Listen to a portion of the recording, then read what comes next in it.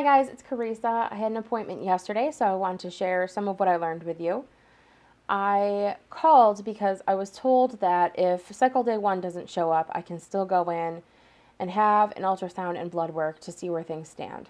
So that's what I did. I was anticipating that between the 9th and the 11th, I'd have cycle day 1, and it just didn't happen. So on the 17th, I called and was able to get an appointment for the next morning. And if my lining had been thin, and everything kind of looked quiet as far as my body was concerned and my blood work, I could have started right away. But I actually had a lining average of 13 and my progesterone level was 5.4. So I was told that I had indeed ovulated recently on my own. So yay for that. But I wouldn't need to have a period induced or anything. They said that it should arrive in about 1 to 2 weeks. And at that point, I can go in for a baseline ultrasound to start IVF.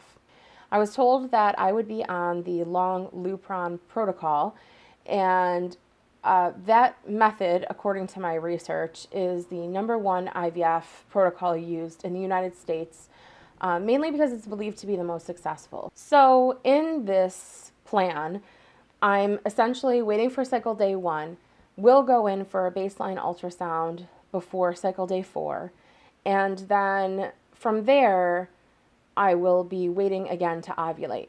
I don't know if that's something that they anticipate will happen on its own. I guess I don't know enough about that, because if I potentially don't ovulate on my own at that point, I don't know what exactly we do. But it sounds like that's kind of a long time between now and when the retrieval would be. So that's fine. I'm not by any means complaining about that or disappointed.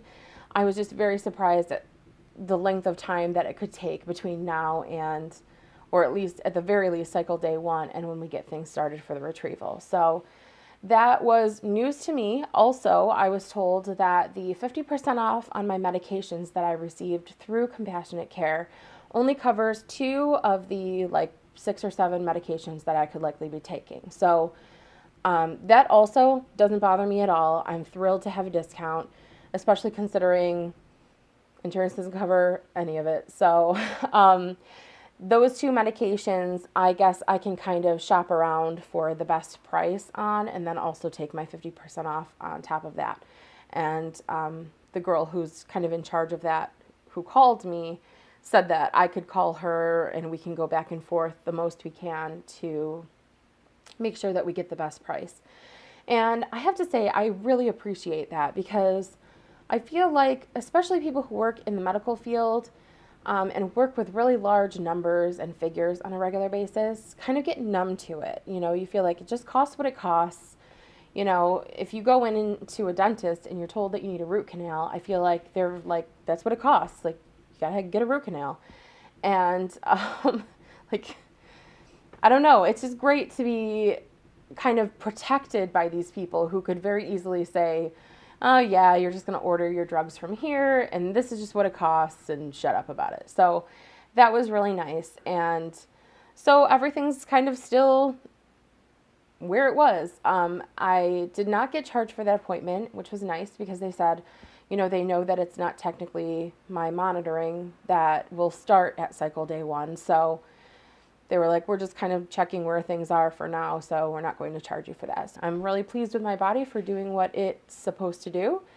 And I have had a few little kind of signs that I am indeed anticipating cycle day 1, hopefully sooner than later, just because I feel eager, I feel anxious to get started. I think going into it, I was really scared, and I just felt so bad for us that we were in this position, and now I feel a lot more positive about everything, and I'm really looking forward to getting started. So I will let you guys know more when I know more, and that's all for now. Thank you guys so much, and I'll talk to you soon.